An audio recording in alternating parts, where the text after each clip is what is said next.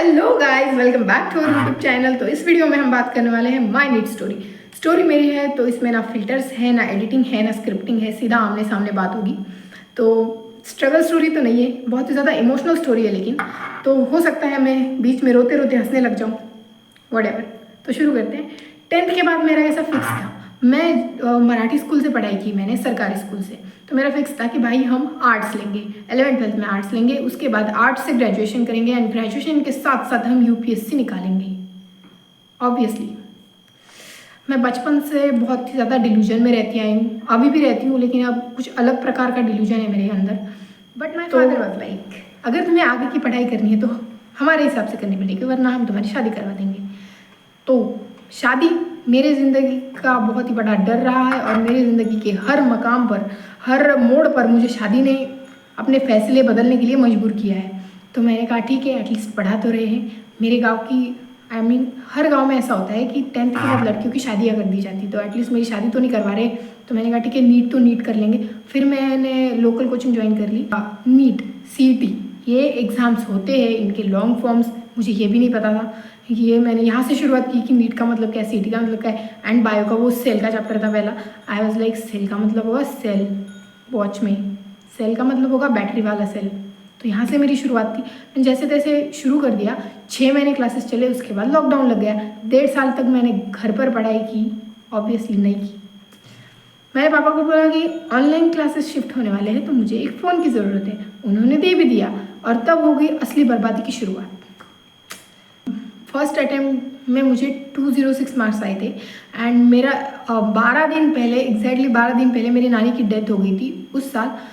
Then पापा was like कि 206 ठीक है, हम मैनेजमेंट से तुम्हारा एडमिशन करवा देंगे, हम तुम्हें और ज़्यादा टाइम देकर नहीं पढ़ा सकते, क्योंकि गाँव वालों ने ऑलरेडी ताने मार मार कर उनको आधा कर दिया था कि लड़कियों को पढ़ा रहे हो ना, तो सुनना पड़ेगा।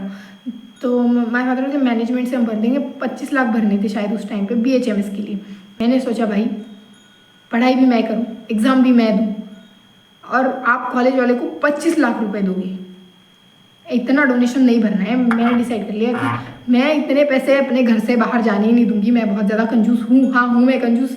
तो मैंने जैसे तैसे करके उनको अगले ड्रॉप के लिए मनवा लिया, एंड फिर से लोकल कोचिंग ज्वाइन कर ली। एंड सेकेंड अटैम्प्ट में मैंने बहुत ज़्यादा पढ़ाई की, उसमें मेरे मार्क्स आए थे 350 अराउंड, और मुझे उसमें अगर मैं पूरी काउंसलिंग प्रोसेस फॉलो करती तो शायद मुझे कोई अच्छा कॉलेज मिल भी जाता। लेकिन सेकेंड राउंड में मुझे एक प्राइवेट कॉलेज मिला, एंड मैंने वो कॉलेज देख के मना कर दिया कि भाई नहीं, मैं यहाँ नहीं पढ़ सकती। सिटी के बाहर कॉलेज था, और मैं काउंसलिंग प्रोसेस से ही आउट हो गई, मतलब मैंने वहाँ डॉक्यूमेंट जमा ही नहीं किए। और मेरे फैमिली में किसी को ज़्यादा आइडिया नहीं था, कोई ग्रेजुएट ही नहीं है। मैं अपनी फैमिली की पहली डॉक्टर हूँ, अपने ख़ानदान की, अपने गांव की पहली डॉक्टर हूँ। किसी को क्या ही पता होगा कि क्या होता है काउंसलिंग वगैरह। मैं उस काउंसलिंग प्रोसेस से आउट हो गई, और घर पर आकर फिर से पापा से बोला कि भाई एक लास्ट चांस दे दो। हाथ पैर जोड़ के जैसे तैसे मनवा लिया उनको, और वो मान भी गए। और थर्ड अटेम्प्ट में मैंने घर पर बैठ कर पढ़ाई की। फिजिक्स वाला का 4000 का कोर्स लिया ऑनलाइन, एंड ऑनलाइन ही पढ़ाई शुरू कर दी। बहुत बहुत ज़्यादा पढ़ाई की मैंने अपना 101% तो दे दिया था, लेकिन फिर भी मेरा नहीं हुआ। 406 मार्क्स आए मुझे थर्ड अटेम्प्ट में, एंड मेरी फैमिली फिर से डिसअपॉइंट हो गई। ऑब्वियसली 3 अटेम्प्ट दे रहे हो तुम, और फिर भी तुम्हारे मार्क्स नहीं आ रहे, तो डिसअपॉइंट तो होंगे ही ना लोग। तो मैं खुद भी अपने मार्क्स से डिसअपॉइंट थी, लेकिन मैंने सोचा कि ठीक है भाई, जो हो रहा है ना अच्छा हो रहा है, एटलीस्ट मेरी शादी नहीं करवा रहे, एटलीस्ट मुझे पढ़ा रहे, ये मेरे लिए बहुत बड़ी बात थी। देन मैंने जो कॉलेज मिला मुझे फर्स्ट राउंड में, वही मेरे को सेकंड में थर्ड में मिल गया, और मैं कॉलेज चली गई। माई रिलेटिव्स वॉज लाइक कि तुम कॉलेज तो चली गई हो, 1 हफ्ते में तुम भाग कर वापस आ जाओगी, क्योंकि तुम वहाँ पर पढ़ाई नहीं कर पाओगी, तुमसे नहीं होगा। आई एम ग्लैड कि मेरा फर्स्ट ईयर निकल गया है, और अब उनकी बोलती बंद नहीं हुई है, क्योंकि वो बोलते रहेंगे। जब तक मैं हूँ, जब तक वो है, तब तक वो बोलेंगे, और मुझे सुनना पड़ेगा। अभी भी मेरे गाँव वाले बोलते हैं कि इतनी दूर लड़की को पढ़ने के लिए भेजा है, तो ये भाग जाएगी। अब मैं बेड से उठकर पानी नहीं ले सकती, मैं भागूंगी कैसे, मेरे को ये समझ में नहीं आता। व्हाटएवर गाइज, ये स्टोरी किसी को मोटिवेट करने के लिए थी नहीं, ये स्टोरी मेरे लिए थी। मैंने इसको रिकॉर्ड करने के लिए 50 बार टेक लिए, क्योंकि मेरे से हो नहीं रहा था। भाई इतनी ज़्यादा इमोशनल स्टोरी है, मैं कैसे सुनाऊंगी, ऐसा रोना धोना हो गया था बहुत ज़्यादा।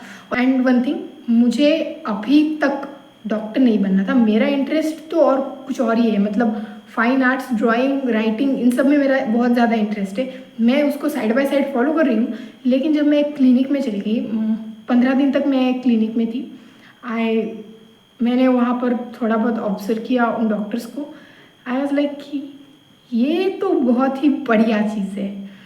Type of respect people give to a doctor, वो मेरे को बहुत ज़्यादा अच्छा लगा। तो अभी लग रहा है कि हाँ भाई तू बन डॉक्टर, अच्छी बात है, अच्छी नहीं बहुत अच्छी बात है। एंड जब मेरे पेरेंट्स बोलते हैं कि हमारी बेटी डॉक्टर बन रही है तो और भी ज़्यादा अच्छा लगता है। और रिलेटिव्स के मुंह पे जो तमाचा लगता है वो तो I can't tell in words. So thanks for watching the video and do like, share, subscribe to the channel. Thank you.